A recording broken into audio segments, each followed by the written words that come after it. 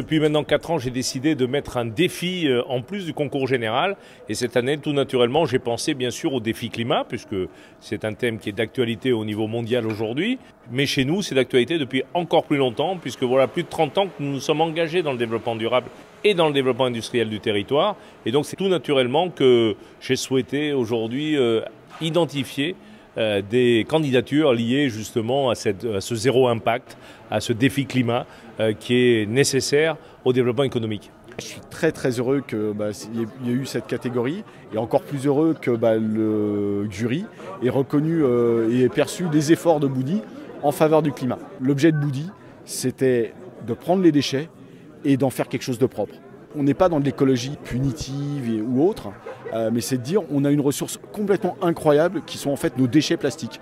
Et ces déchets plastiques, on peut en faire des nouveaux produits. Et même mieux, on peut les concevoir pour en faire des produits qui vont être réemployables et qu'on va encore pouvoir récupérer à la fin pour les recycler de nouveau. Ce qu'il faut savoir, c'est qu'une tonne de plastique recyclé, c'est 3 tonnes de CO2 préservées.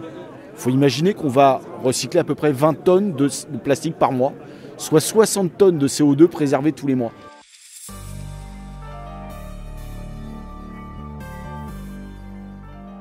Il est incontournable, effectivement, et il représente beaucoup de choses, à savoir déjà le fait de se rencontrer, de se connaître, d'échanger et de faire en sorte d'amener à nous des porteurs de projets qui, sans nous, n'a que très peu de chances de voir éclore leurs projets.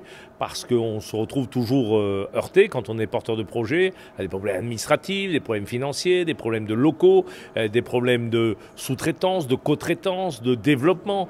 Et ici, en fait, on propose à celles et ceux qui nous déposent des dossiers, de les mettre en contact avec tout ce monde-là qui va leur permettre de ne se concentrer que sur leur projet.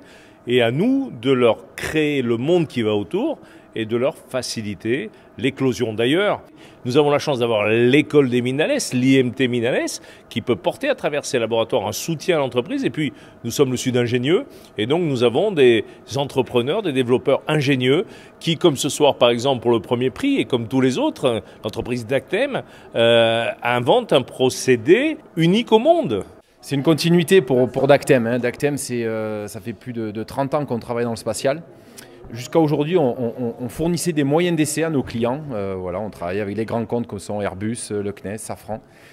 Et aujourd'hui, on veut passer à l'étape suivante, c'est fournir le service. C'est-à-dire à partir de nos moyens et d'un caisson à vide, en fait, on veut valider les propulseurs électriques de satellites, que les clients n'aient pas à le faire. En fait, on veut leur donner ce service. La première chose, il va permettre de faire connaître le projet et ce que l'on fait auprès d'un public le plus large possible.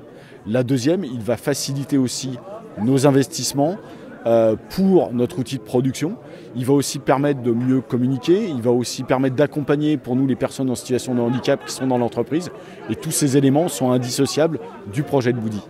Tout simplement de passer à une étape supérieure, mais vraiment significativement, parce que là on a vraiment fini toute la partie de notre société, puisqu'on va être en B2B, c'est-à-dire qu'on va vendre notre concept à des hébergements prestigieux et du coup attaquer le développement de notre premier produit dès janvier si possible.